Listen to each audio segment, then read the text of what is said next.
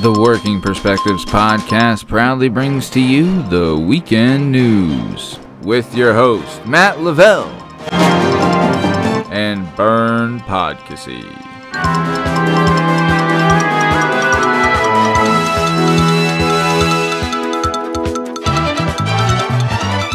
Good evening, everyone. Welcome to the weekend news. I'm Matt Lavelle. And I'm Brett Favre. Let's get right to the top stories of today. Starting off with some sad news. In a heartfelt statement, NFL Hall of Famer Brett Favre revealed today that he has been diagnosed with Parkinson's disease. The former Green Bay Packers quarterback said he is determined to fight the disease and remains active in his life. Favre's announcement comes just months after he underwent a procedure to address pain in his foot. His diagnosis has sent shockwaves through the sports world, as many admired Favre for his toughness and resilience on the field. When asking Brett Favre how he feels about this, he responded by saying, "No, I'm Brett Favre." Moving on to other news, Coca-Cola is facing backlash after pulling one of its newest flavors from store shelves. That's what we're hearing. Coca-Cola has made the surprising decision to discontinue its latest permanent flavor, Spice.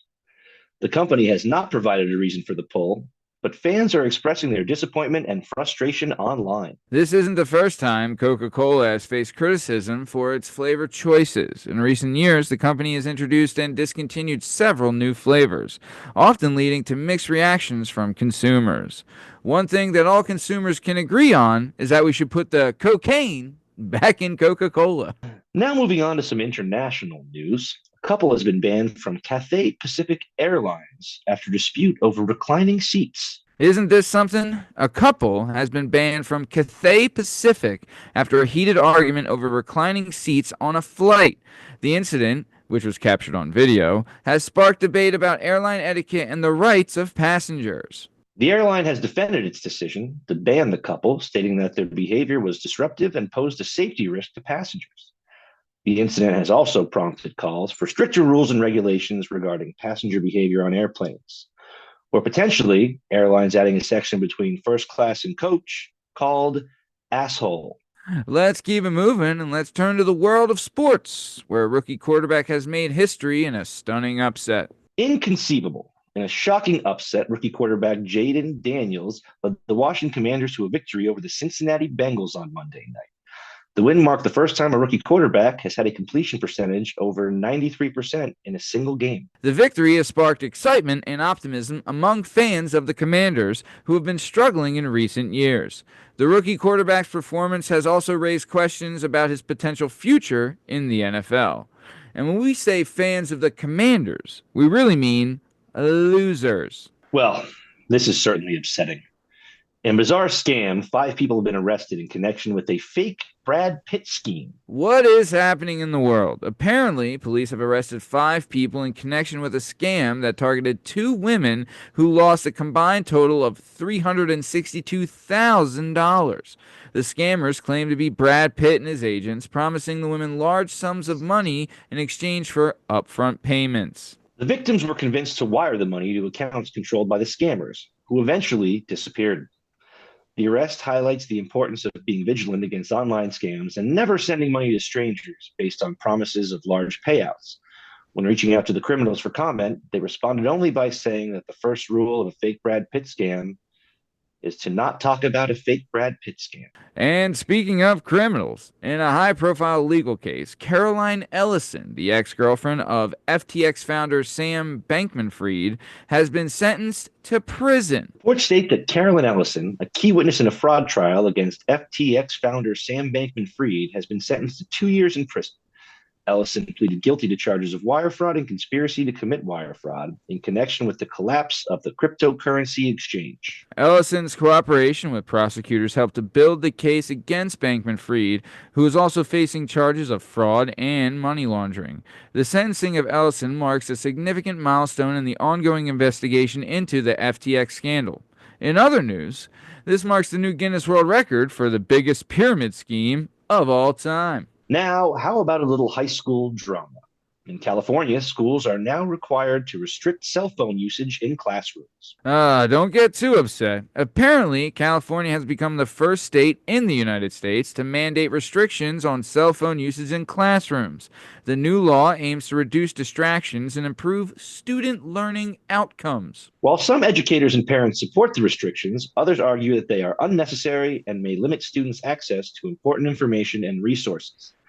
The law is expected to take effect in the upcoming school year. Side note to this story, stock prices for dickpics.edu have begun to plummet. Oh, how about some more crime? In a shocking act of vandalism, a man smashed a sculpture by Ai Weiwei at an exhibition opening in Italy. You really have to hate art critics.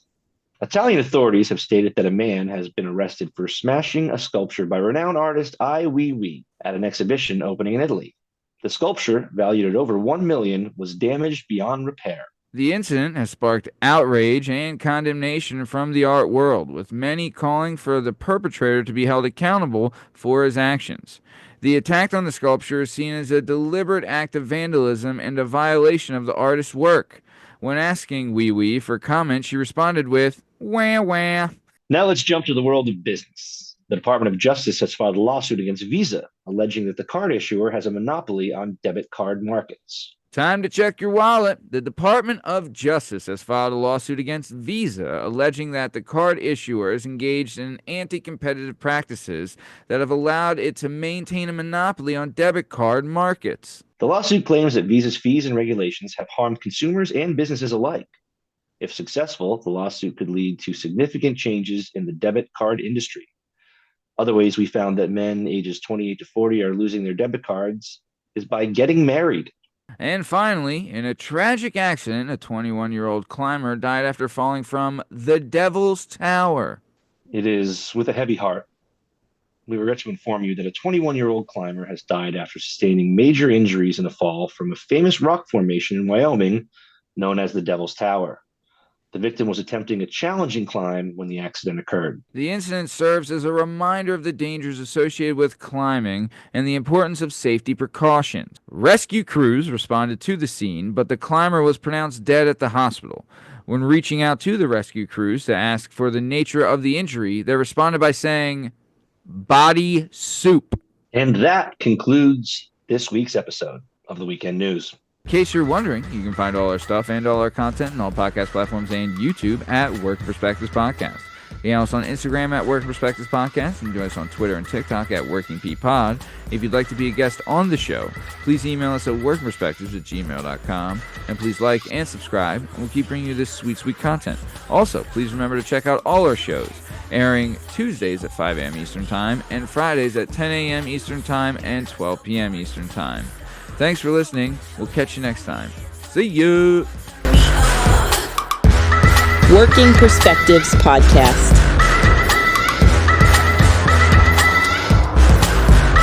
Please like and subscribe.